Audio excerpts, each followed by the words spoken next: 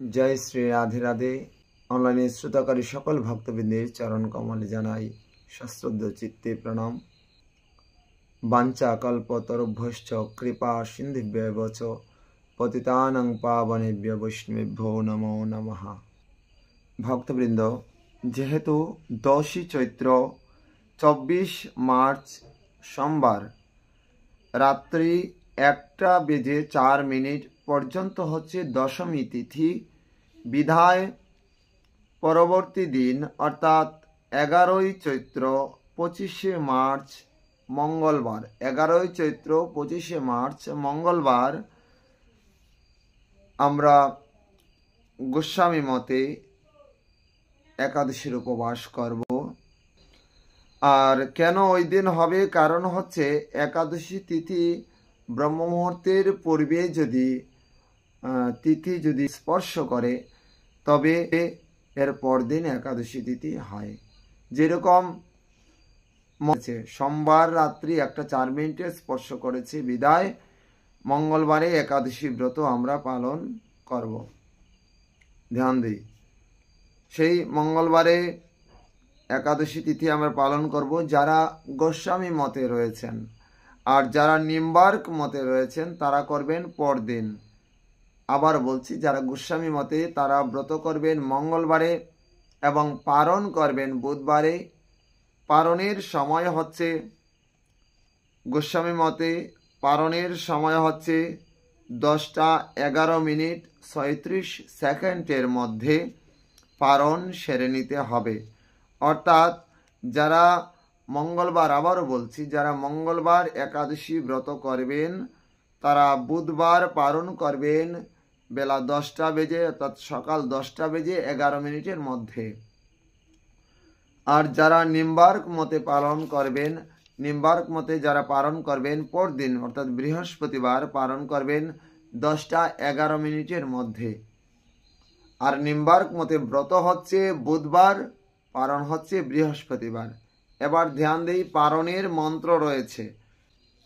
एकादशी निराहार व्रतेर नानेन केशव प्रसिद्ध सोमकनाथ ज्ञान दृष्टि प्रदो भव।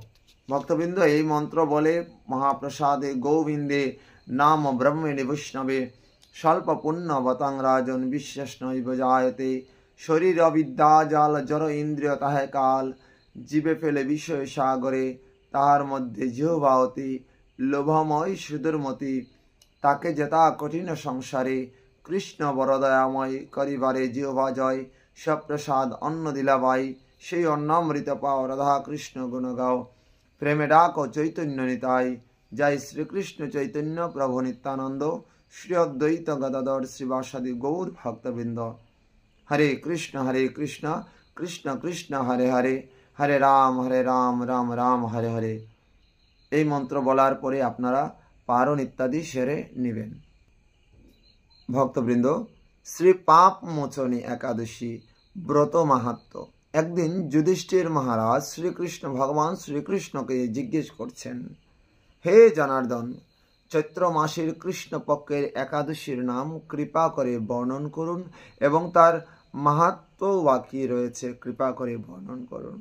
তার প্রতি উত্তরে স্বয়ং ভগবান বলছেন, হে ধর্মরাজ যুধিষ্ঠির, আপনি ধর্মে কর্মে মনস্থির, তাই আপনার নাম যুধিষ্ঠির।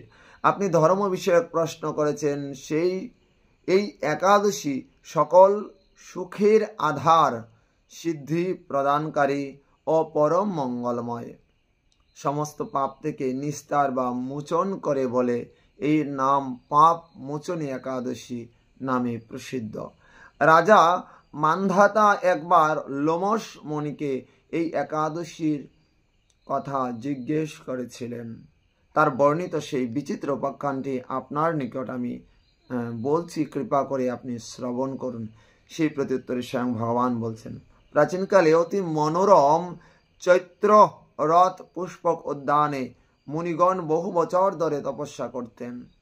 সেই সময় মেধাবী নামে, কি নামে বলছেন, সেই সময় মেধাবী নামে এক ঋষি কুমার সেখানে তপস্যা করতেন। মঞ্জু ঘোষা নামে এক সুন্দরী অস্পরা তাকে বশীভূত করতে চাইল, কিন্তু ঋষির অভিশাপের ভয়ে সে আশ্রমের 2 মাইল দূরে অবস্থান করতে লাগলো। বিনা বাজিয়ে মধুর স্বরে সে গান করত। একদিন মঞ্জুগুষা মেধাবীকে দেখে কাম বানে পীড়িতা হয়ে পড়ে। এদিকে ঋষি মেধাবীও অস্পরার অনুপম সৌন্দর্য দেখে একদম লালিত হয়ে মুগ্ধ হয়ে পড়ে। তখন সেই অস্পরা মুনিকে নানা হাব ভাব ও কটাক্ষ দ্বারা বশীভূত করে। ক্রমে কাম পরবশত মুনি সাধন ভজন বিসর্জন দিয়ে তার আরাধ্য দেবকে বিস্মৃত হন। এইভাবে অস্পরার সাথে কামক্রীড়ায় মুনিবর বহু বছর অতিক্রান্ত হল। মুনিকে আচার ভ্রষ্ট দেখে সেই অস্পরা দেবলোকে ফিরে যেতে মনস্থ করল। তারপর একদিন মঞ্জুগুষা মেধাবীকে বলতে লাগলো, হে প্রভু, এখন আমাকে নিজ গৃহে ফিরে যাওয়ার অনুমতি প্রদান করুন। কিন্তু মেধাবী বললেন, হে সুন্দরী, তুমি তো এখন সন্ধ্যাকালে আমার কাছে এসেছ, প্রাতকাল পর্যন্ত আমার কাছে থেকে যাও। মুনি কথা শুনে অভিশাপ ভয়ে সেই অস্পরা আরো কয়েক বছর তার কাছে বাস করলো। এইভাবে বহু বছর, প্রায় 55 বছর 9 মাস 7 দিন অতিবাহিত হলো। দীর্ঘকাল অস্পরার সেই সহবাসে থাকলেও মেধাবীর কাছে তা অর্ধরাত্রি বলে মনে হলো। যারা কামে জর্জরিত হয় তাদের কাছে যেন পুরো পৃথিবীটাই যেন একটা অচিন্তময়, যেন সুখময়তা বিরাজ করে। তারা জানে না যে কখন সময় ভালো কখন মন্দ হয়। যাই হোক, দেখছি আমরা পরে কি হয়।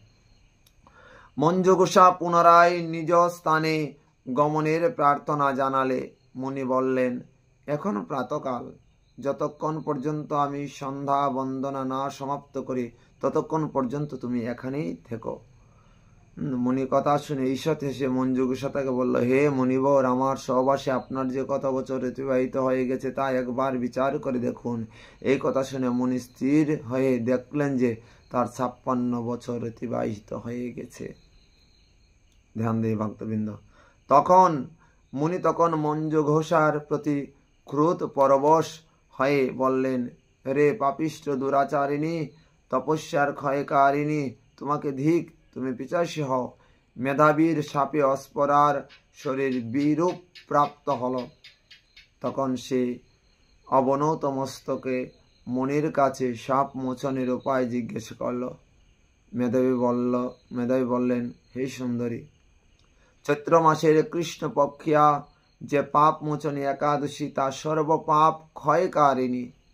সেই ব্রত পালনে তোমার পিতাসত্ব দূরীভূত হবে। পিতার আশ্রমে ফিরে গিয়ে মেধাবী বললেন, হে পিতা, এক অস্পরার সঙ্গদোষে আমি মহাপাপ করেছি, এর প্রায়শ্চিত্ত কি তা আমাকে বলুন। উত্তরে চ্যবন মুনি বললেন, চৈত্র মাসে কৃষ্ণপক্ষিয়া পাপ মোচনী একাদশী ব্রতের প্রভাবে তোমার পাপ দূর হবে। পিতার উপদেশ শুনে মেধাবী সেই ব্রত ভক্তি ভরে পালন করলেন। তার সমস্ত পাপ দূর হলো। পুনরায় তিনি তপস্যার ফল লাভ করলেন। মঞ্জুগুষা ওই ফল বা ওই ব্রত পালন করার ফলে পিশাচত্ব থেকে মুক্তি হয়ে দিব্য দেহে স্বর্গে গমন করলেন। হে মহারাজ, যারা এই পাপ মোচন একাদশী ব্রত পালন করেন তাদের পূর্বকৃত সকল পাপ ক্ষয় হয়ে যায়, এবং যারা এই পাপ মোচনী ব্রত মাহাত্ম্য শ্রবণ করে তারা গৌ সহস্র গদানের ফল লাভ করেন। রাধে রাধে।